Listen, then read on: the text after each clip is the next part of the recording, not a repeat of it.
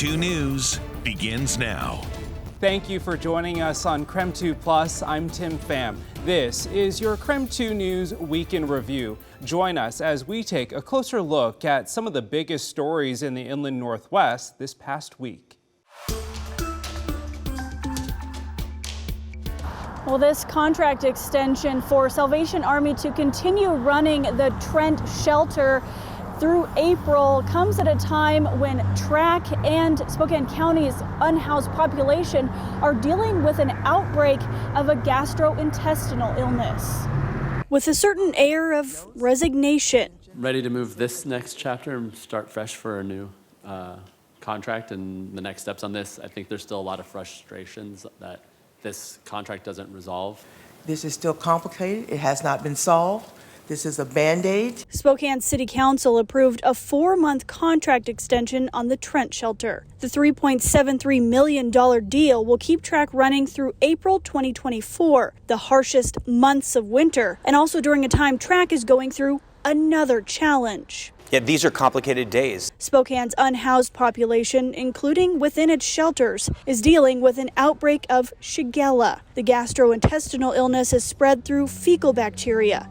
Spokane's Regional Health District says it's monitoring the outbreaks at places like TRAC. We put some new protocol in cleaning the spaces. In addition, we're just encouraging basic sanitary practices like washing your hands. Captain David Kane with Salvation Army, which runs the shelter, admits the bathroom situation isn't ideal. It's tough. We're working with porta potties, so we're working with what we have. He says Salvation Army had hoped to move toward a more permanent restroom solution, but they're working in partnership with the city to do their best with the temporary facility.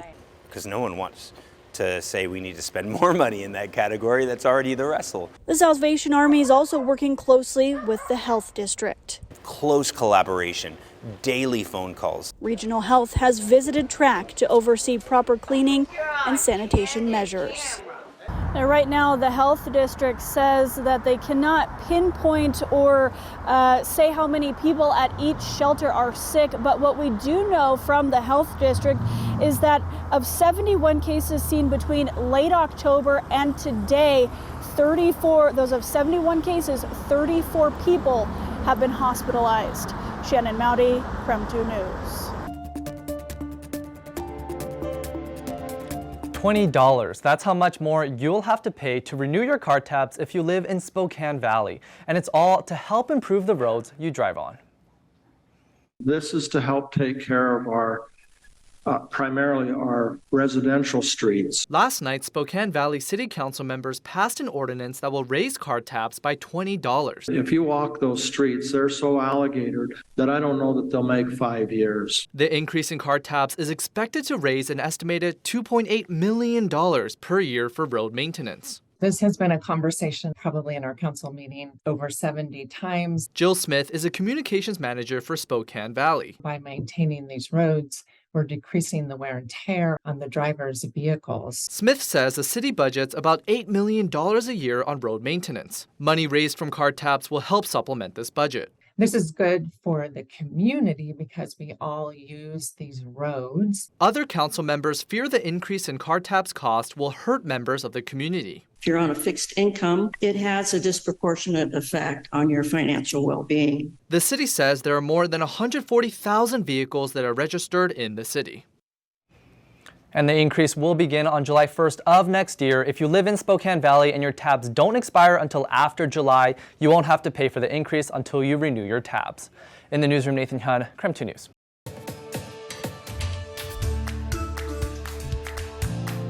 Nicholas Douglas Here we go. is a busy guy. As the owner of his own Bonner County business, I own this shop here, 7B Handyman and Contracting and 7B Detail.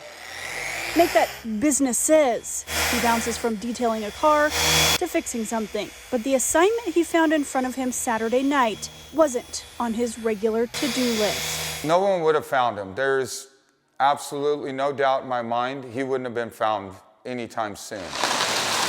Nick says he was coming off Schweitzer Mountain after checking a contracting job. In the freshly falling snow along a popular overlook, he noticed something else that stopped him.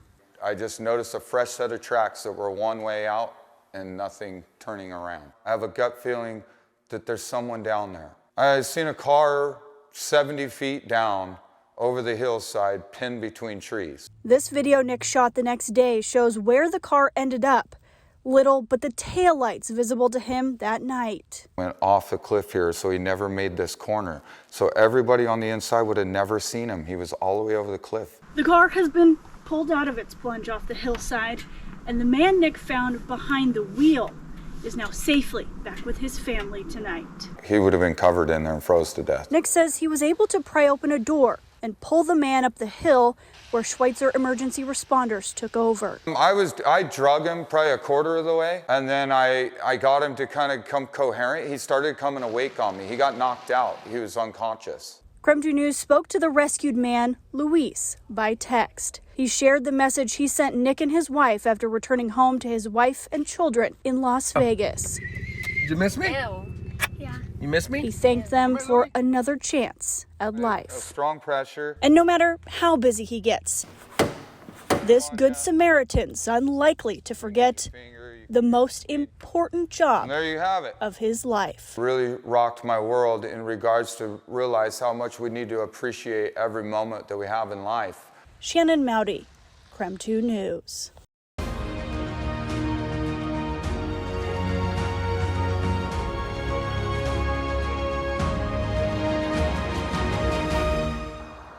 Hear that? No, not that. That. The sound of nothing. That sound of nothing isn't the only thing you'll find in the Colville National Forest. There's also a ton of Christmas trees. There are more Christmas trees than you can shake a stick at. Jeffrey Todd with the Colville National Forest knows these trees. We have a variety of trees for folks to choose from. And knows exactly what to look for in a Christmas tree. You want to make sure that you're looking for smaller needled evergreen trees. Those generally make the best Christmas trees. All right, buddy, let's go. You want to walk at least 50 feet away from the road. That's where there's going to be better pickings for Christmas trees. Bud, you're right, it's perfect. Maybe a little too big. A medium-sized looking fir tree will be even bigger when you get it home, so always round down. That one.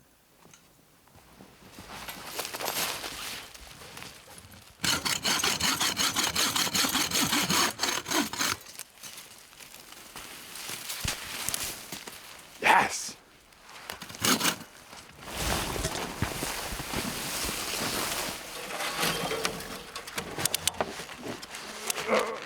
There we go.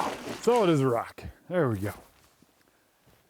Now, in theory, this could help with forest management, but it's just one Christmas tree in a vast forest. Really, we're talking hundreds of acres and thousands of acres where we have to go treat the forest. So the Christmas tree permits are really about getting people out here to experience all the nothing. Not everyone is going to be a skier or a hunter, but this national forest belongs to everyone.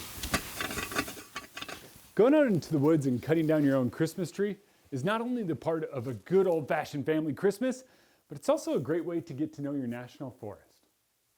For Environment Northwest, I'm meteorologist Jeremy Legoux.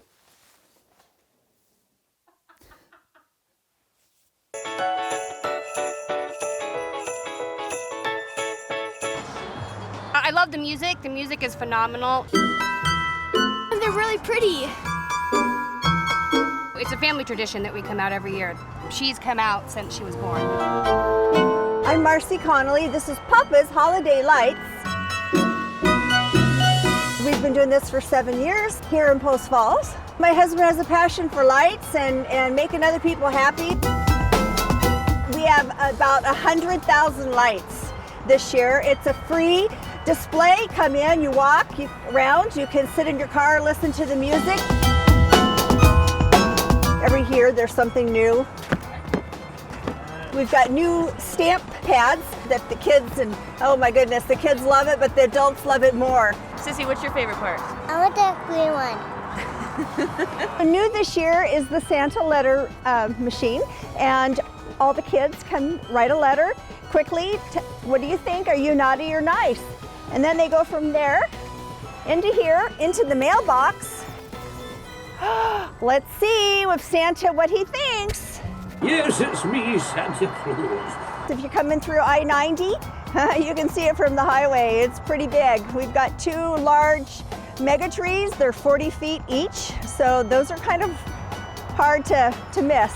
We have buses of senior citizens coming through from the different assisted living homes. It's not uncommon to have probably 1,000 a night come through here. We come out every year. It's the best thing about Christmas.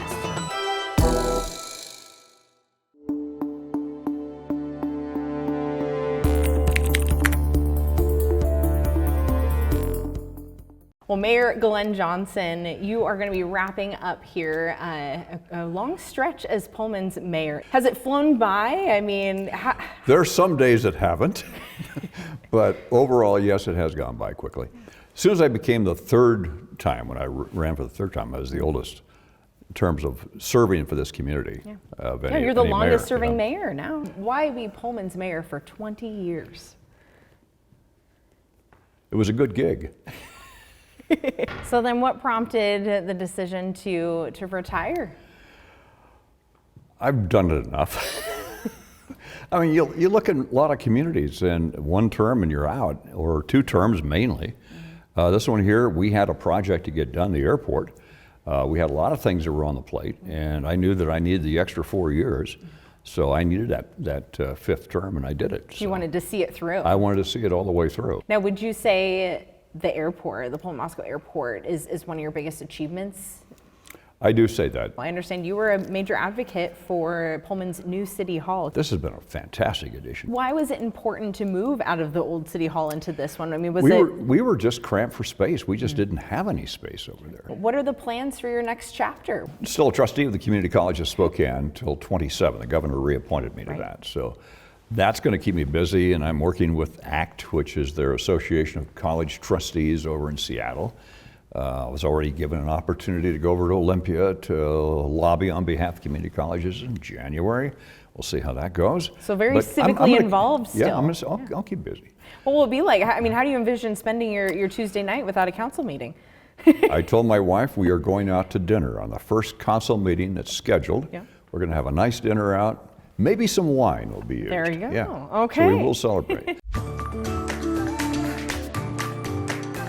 The Cair Development off Hutter Road will transform this alfalfa field over the next 20 to 30 years. Despite intense pushback from the surrounding neighborhoods, Coeur d'Alene City Council members approved the project in March, and the land was annexed into the city. There are plans to build 2,800 new housing units, commercial shops, and 2 new schools. Tonight, the Coeur d'Alene School District approved the purchase of 20 acres on the north end of the development for just over $4.3 million, roughly $233,000 below the appraised value. The district plans to build a new middle school there. The purchase agreement requires Cair developers complete the necessary infrastructure, including roads, sewer, and water connections. The opportunity for this is a unique circumstance for us to have 20 acres to be able to purchase in a development. This is the first time in a long time a developer has approached us and said, what are the needs of the district? We would not have found a 20-acre site without Cair's partnership on this, so I agree that they should be applauded for working with us on that. The district sold 10 acres of soccer fields behind Hayden Meadows Elementary, as well as the old Hayden Lake School, to finance the land purchase. Cair has also agreed to dedicate another 10 acres to the school district for an additional school on the south end of the development. In Coeur d'Alene, Kyle Simchuk, KREM 2 News.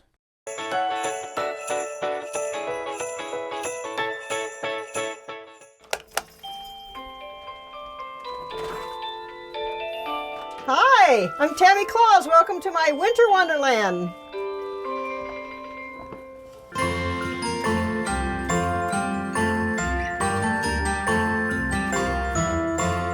Merry Christmas, Happy New Year, enjoy. I'm one of these people who doesn't sit down very often. I'm really busy all the time, but when my house looks like this, I sit down and enjoy it because I love it. I describe it as Christmas on steroids. Tammy's like the angel of the neighborhood. Everybody loves her. This is Lily. She's a rescue. She loves Christmas as much as we do. She's even got her own little Christmas outfits. I've really always loved Christmas, and my husband's in the military, so we moved around a lot, and for a lot of years I didn't get to decorate. He finally retired, and I just had all my stuff, and I had a place to put it up, so now it's up every year. A lot of it I've made over the years. I'm very crafty, and a lot of it's my mom's. Now the great people in this neighborhood have given me things over time that really mean a lot. I usually try to get it done before Thanksgiving because my daughter and her family and my grandkids come for Thanksgiving, and they normally don't come for Christmas. When I take it down, it's a little, I don't want to say depressing, but I like all the lights. So a lot of stuff I leave up. That crystal swag, I leave it up all year. When my kids were little, they would beg me to leave it up till my daughter said, please leave it up till my birthday. And I said, well, your birthday is March 20th. That's a little late. Sometimes we would. My husband loves it too. We all love it. So it just depends on when I feel like I've got enough energy to take it all down. How can you not be happy in here? It's Christmas. Yeah. Everywhere you look, you know.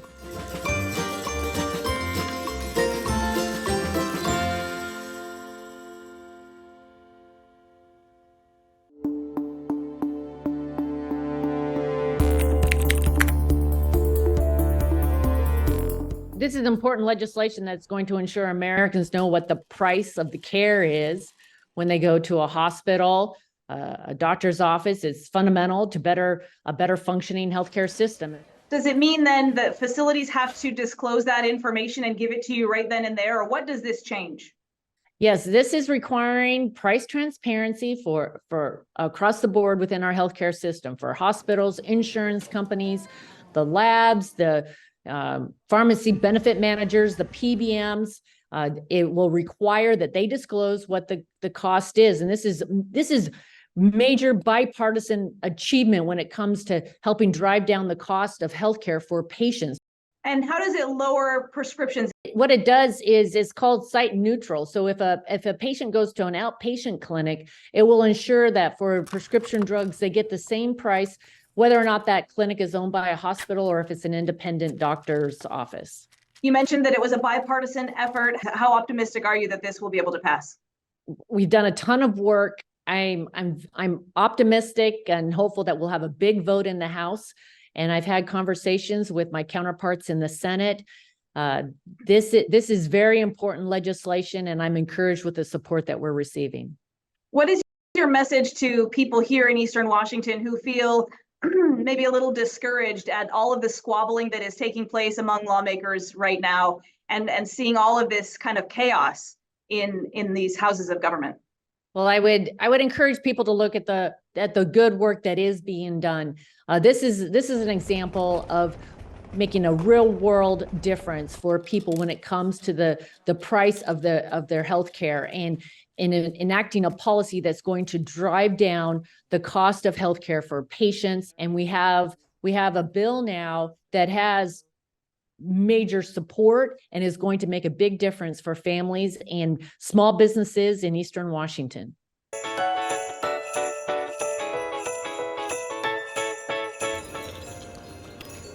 It's a challenge living with the Grinch. He has his good days and his bad days. But when the kids are here, he has good days. It makes him so happy. I'm the Grinch's fiance. Aren't I lucky? I used to be scared of the Grinch when I was little. I was scared of him watching the Grinch growing up, but now I love him so much. When the kids come down, he gets excited and starts jumping up and down and shows them his heart and gets out candy to give to them, and they give him hugs. Some of them are scared at first, but he'll get down on his knee and play with them, and then they'll come and give him a big hug, and it's so rewarding. It's so much fun. We do it on Friday and Saturday nights. Last Saturday we had over 100 people here. We do this, we don't buy presents for each other. This is our present to us, is doing this. We don't need anything, so we give back to the community, and we love seeing kids get happy. So that's our gift.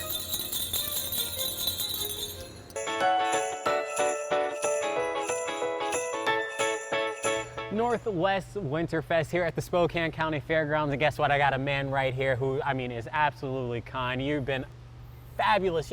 What a great guy you are. Sam Song, the Winterfest, Northwest Winterfest organizer. And Sam, Can you talk about just all of this beautiful lights that are here in our backyard and what people can expect if they make their way out?